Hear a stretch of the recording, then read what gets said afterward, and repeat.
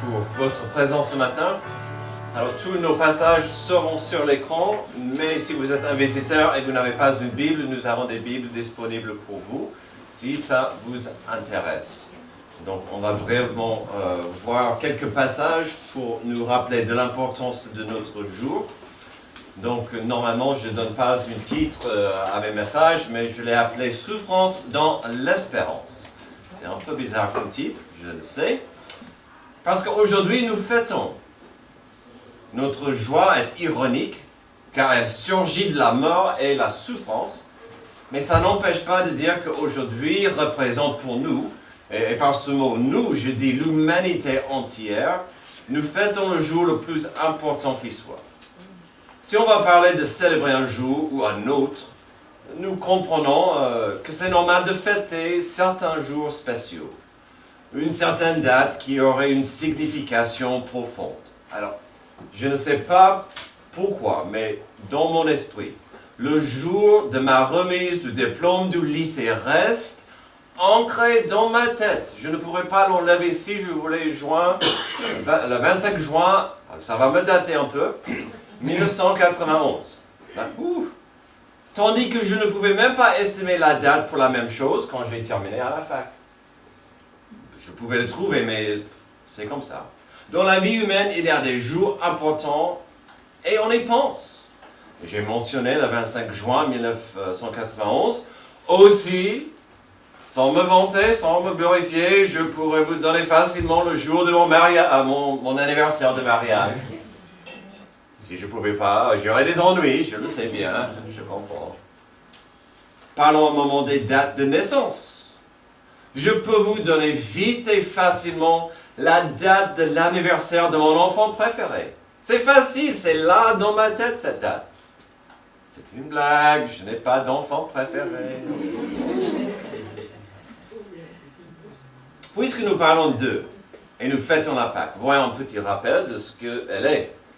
Puis j'aimerais vous rappeler de cette notion de son importance liée à la mort et la vie. D'abord, il s'agit de quoi? Le dimanche de Pâques, ou dimanche de la résurrection, ce jour commémore la résurrection du Seigneur Jésus-Christ, qui est montré vivant après 3 jours passés dans le tombeau.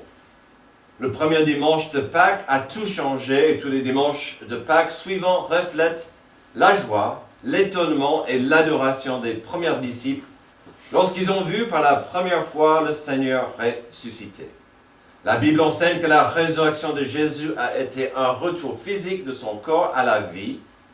Le dimanche de Pâques a prouvé la divinité de Jésus, confirmé ses prophéties, validé les Écritures, triomphé des forces du mal, pourvu à notre justification et garanti la résurrection de tous ceux qui font confiance en Christ.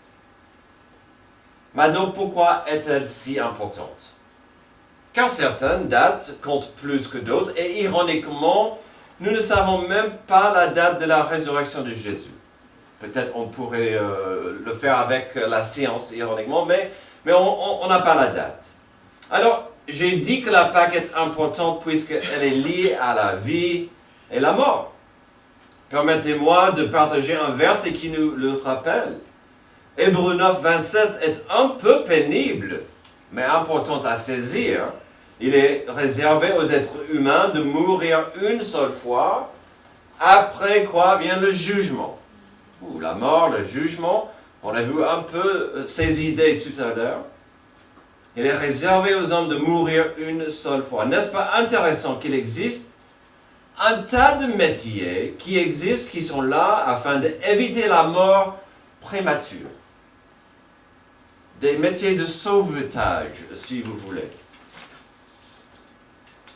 Nous ne vivons pas dans une société des secouristes. Vous allez à la plage ou à la piscine? Maître nageur, je l'espère. Auriez-vous un problème plutôt grave de santé? Il y a des médecins SOS ou des urgences. À l'hôpital, vous aurez des aides-soignants, des infirmières ou infirmiers. Dans certains pays, des pompiers existent que pour combattre des feux. Mais pas ici en France. Un pompier pourrait vous sauver la vie avec ou sans la présence d'un feu. Des secouristes, c'est important. Aujourd'hui, nous allons étudier cette idée de sauvetage, de sauver, de secourir. Pour qu'on arrive à la célébration de la Pâque, il faut d'abord mieux comprendre la souffrance et son collègue, le salut, ou son rival. Regardons quelques passages concernant Jésus-Christ pour mieux saisir l'importance de la souffrance dans l'espérance. Nos deux premiers points sont un peu durs, sont un peu pénibles. Ils vont nous montrer un niveau de honnêteté et franchise brute, presque sauvage. Des moments où les gens disaient et faisaient des choses qui surgissaient de l'état humain, du cœur humain, sans filtre. On trouvera des gens mouvementés par un désir de s'exprimer leur excitation, mais aussi la frustration, mais aussi l'agitation. Il y aura des émotions crues qui peuvent parfois saisir une personne. Si notre planète souffre énormément aujourd'hui, si notre monde reste pourri et corrompu, la raison est simple. C'est la souffrance liée à un monde qui ne peut pas voir Jésus-Christ pour ce qu'il est vraiment. Il est bien plus que le Créateur, il est bien plus que le souverain. Avant tout, il est le sauveur du monde. Aujourd'hui, dans nos moments ensemble, voyons quelques exemples autour de la Pâque qui nous montrent combien il est capital de ne pas rater cette simple vérité. D'abord, commençons avec l'histoire de son entrée triomphale. On vient de voir cette idée. Matthieu 21, 1 à 9, lorsqu'ils approchèrent de Jérusalem et qu'ils furent arrivés à Bethphagée vers le mont des Oliviers, Jésus envoya 2 disciples en leur disant, « Allez au village qui est devant vous, vous y trouverez tout de suite une ânesse attachée, un ânon avec elle. Détachez-les et amenez-les-moi. Si quelqu'un vous dit quelque chose, vous répondrez, le Seigneur en a besoin. Et à l'instant, il les laissera aller. Or, tout ceci arriva afin que s'accomplisse ce que le prophète avait annoncé. Dites à la fille de Sion, voici ton roi qui vient à toi, plein de douceur et monté sur un âne, sur un ânon, le petit d'une ânesse. Les disciples allèrent faire ce que Jésus leur avait ordonné. Ils amenèrent l'ânesse et l'ânon, mirent leurs vêtements sur eux, et Jésus s'assit dessus. Une grande foule de gens entendirent leurs vêtements sur le chemin, d'autres coupèrent des branches aux arbres et jonchèrent la route. Ceux qui précédaient et ceux qui suivaient Jésus criaient, « Hosanna au fils de David ! Béni soit celui qui vient au nom du Seigneur. Hosanna dans les lieux très hauts. » Alors, qu'avons-nous ici? Une grande foule, excitée et mouvementée. Pourquoi? On verra que, sans compréhension, leur cri était « Sauve-nous de notre souffrance ». Il serait normal de dire que non, il n'y a pas de souffrance ici, et que j'invente une histoire de toute pièce en parlant de la souffrance dans cette scène. Et quand je dis qu'ils ont crié sans compréhension, ce n'est pas tout à fait précis non plus, car ils savaient très bien ce que Jésus représentait sur un ânon, car comme on a vu, c'était un accomplissement d'une prophétie sur le Messie. Zacharie 9.9 était connu, car cette prophétie parlait du Messie, le descendant de David qui venait pour libérer et régner.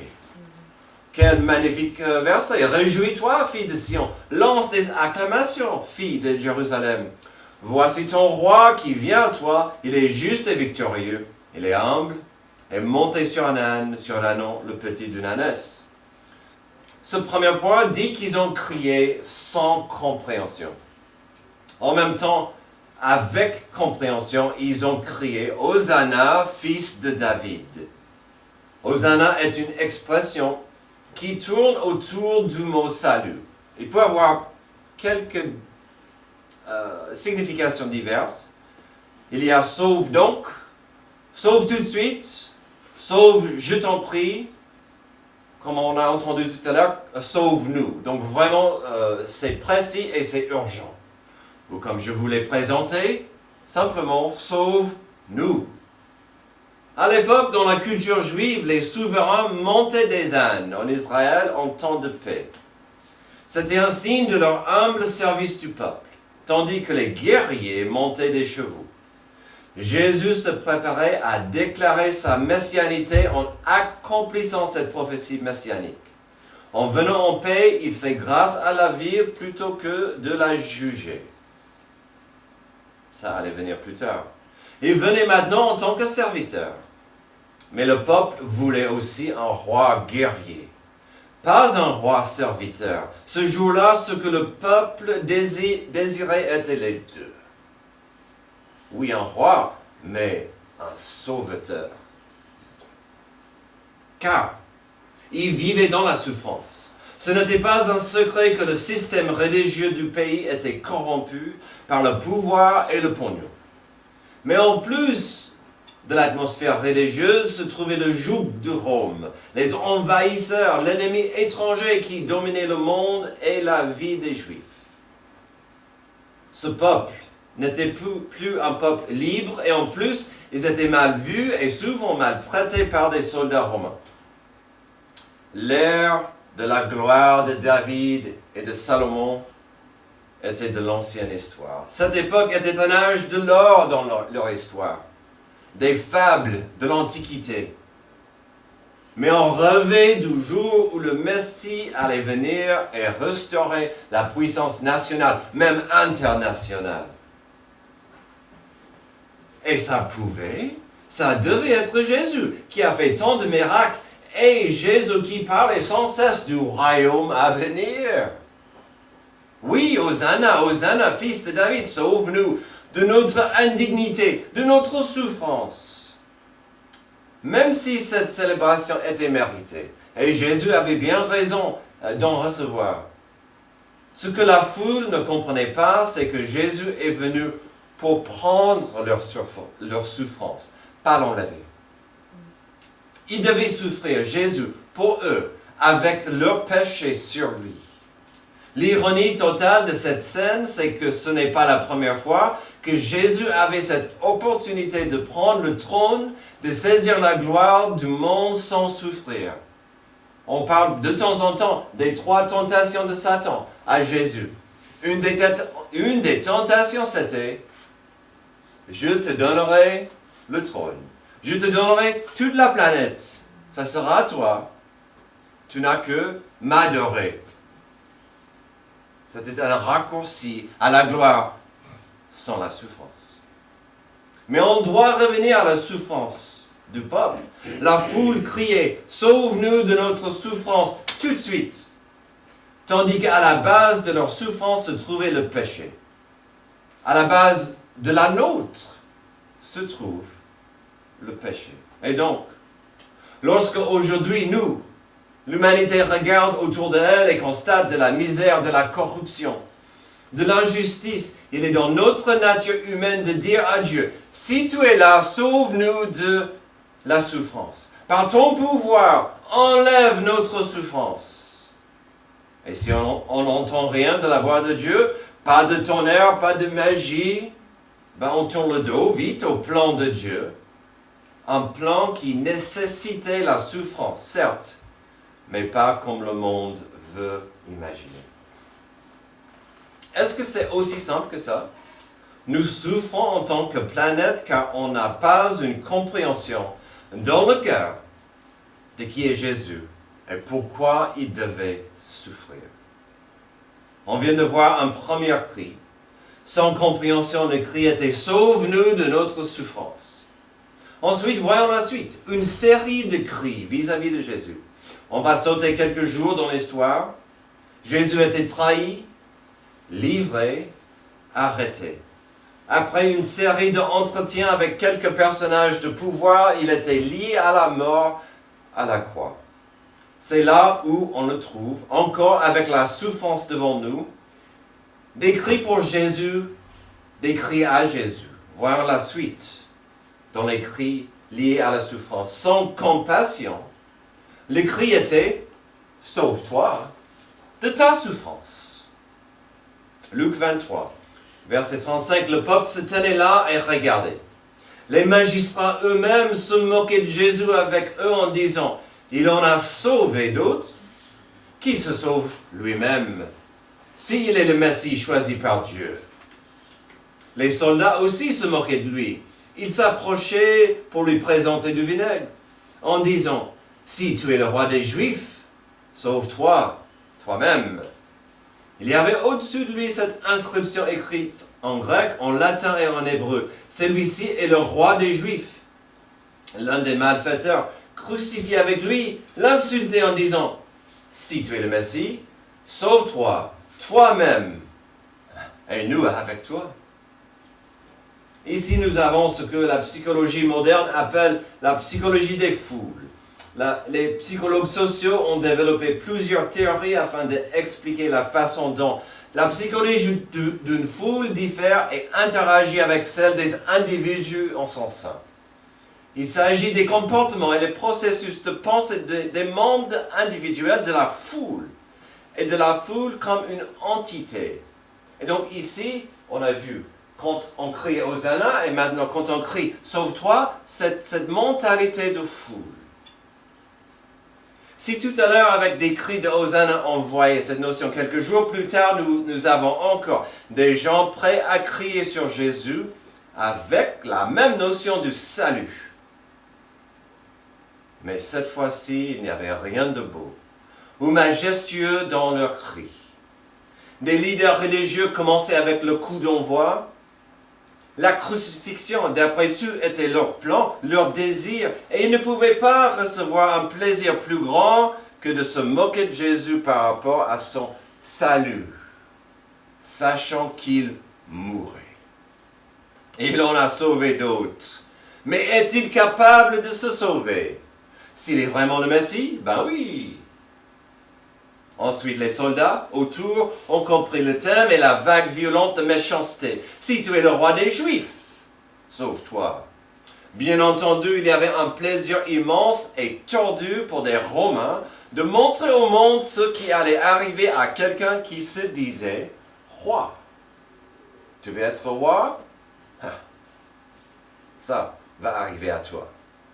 Cela ne s'est pas arrêté avec des dirigeants religieux ni des soldats. Le cœur cru de l'homme s'ouvre vite à la méchanceté. Car qui se joignait à l'appel du salut? Dans le sarcasme, les criminels crucifiés à côté de lui ont pris le relais. Sauve-toi alors! Et si tu en es capable, n'arrête pas avec toi, sauve-nous.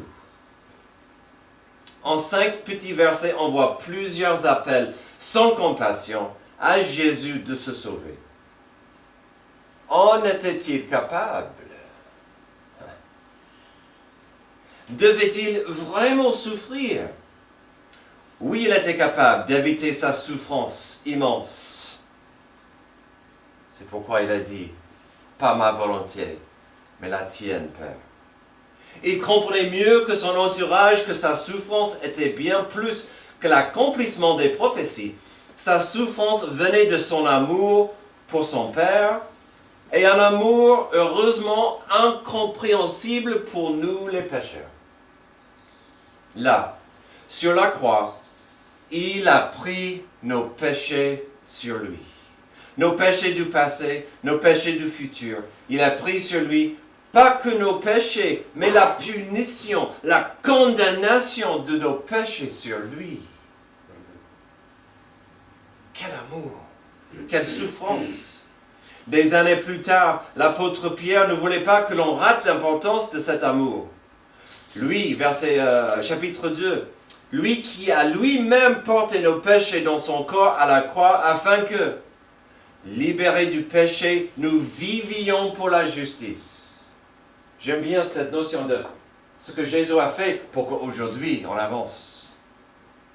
C'est par ces blessures que vous avez été guéris. Vous étiez en effet comme des brebis égarées, mais maintenant vous êtes retournés vers le berger et le protecteur de votre âme. Le Sauveur du monde a choisi de souffrir la justice de Dieu en portant le poids de mes péchés. Un acte qu'il savait bien serait et resterait mal compris et souvent rejeté par bien trop de gens.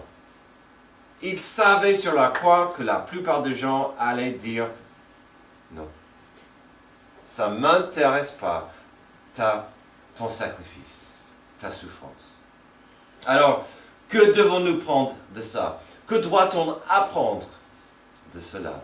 Si Jésus était resté au tombeau, nous dirions, bien sûr, il nous a aimés, mais en quoi cela nous aide-t-il?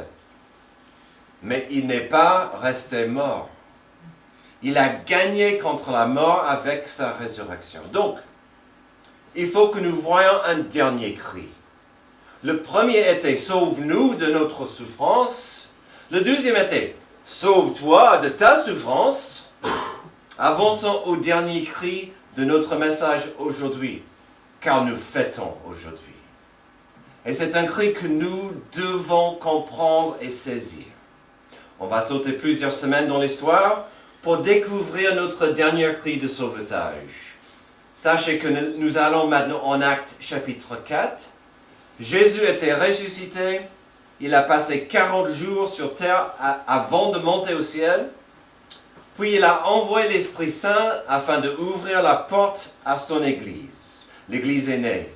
Mais ce que nous allons voir dans le passage, c'est ceux qui criaient contre lui. Ces mêmes personnes qui criaient contre lui étaient maintenant gênées. Pourquoi? Ceux qui réjouissaient de sa mort étaient gênés par la notion que la mort ne pouvait pas gagner contre Jésus-Christ, le Sauveur du monde. En Acte 4, nous devons sauter du milieu d'une histoire où Pierre et Jean sont devant les autorités religieuses. Car Jean et Pierre ont commis un acte horrible. Dans le nom de Jésus-Christ, le Sauveur vivant, ils ont guéri un boiteux. Qu'est-ce qu'ils pensaient? Quel crime! C'était un miracle que personne ne pouvait pas ignorer. Car l'Église et les apôtres donnaient constamment gloire à Jésus-Christ, le ressuscité. Alors, nous avons vu deux cris déjà. Deux cris globalement mal visés et mal compris. Terminons avec le cri que Dieu attend de vous. Certes, aujourd'hui, le jour de Pâques, c'est le jour de Pâques. Mais chaque jour, avec chaque battement de cœur, avec chaque respiration, pouvons-nous faire le cri suivant? Osons-nous crier ceci?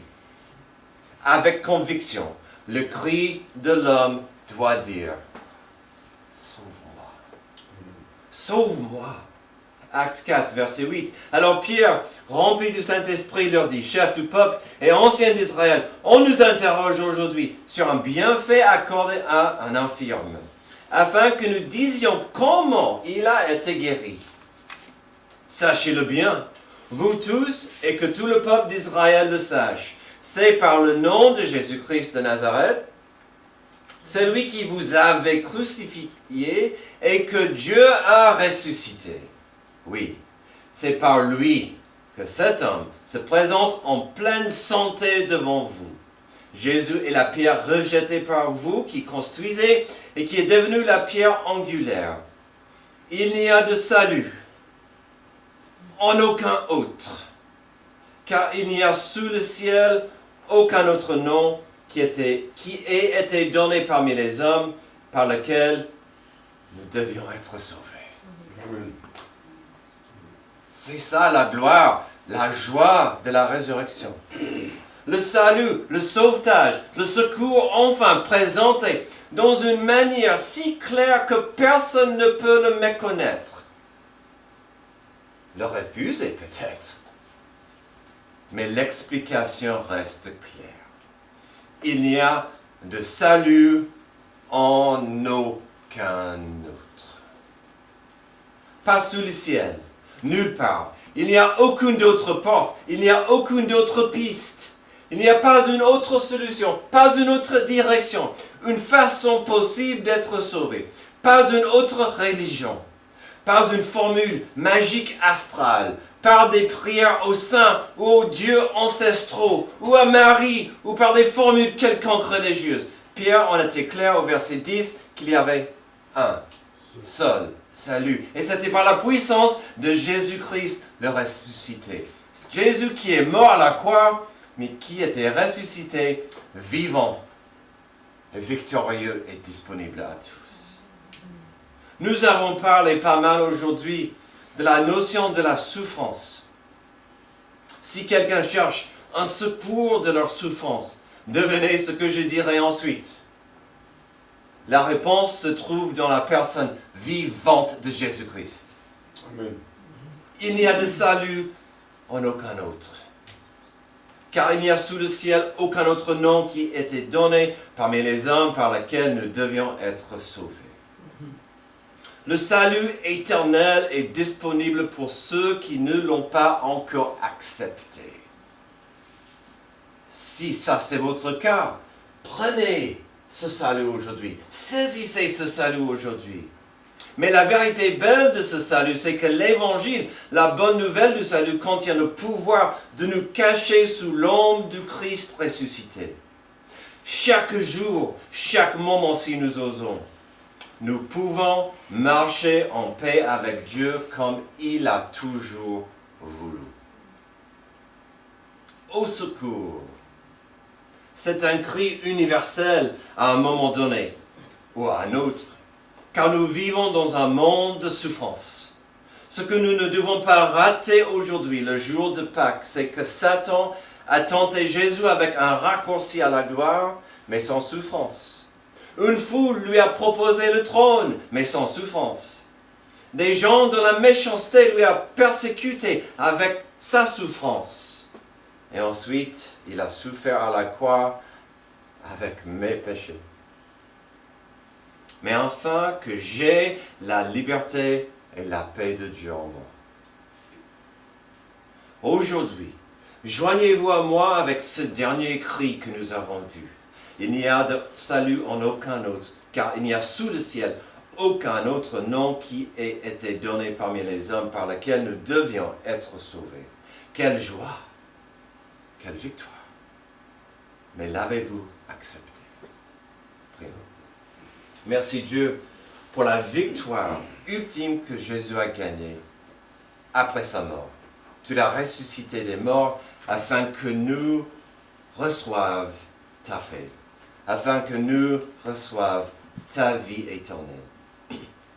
Aide-nous à saisir et de comprendre ce dernier cri. Sauve-moi, car nous avons tous besoin de ta grâce, de ta miséricorde, de ton salut, de la bonne nouvelle de l'Évangile. Aide-nous aujourd'hui à comprendre le pourquoi de la joie de ce jour. C'est dans le nom de Jésus que j'ai prié. Amen. Levez-vous.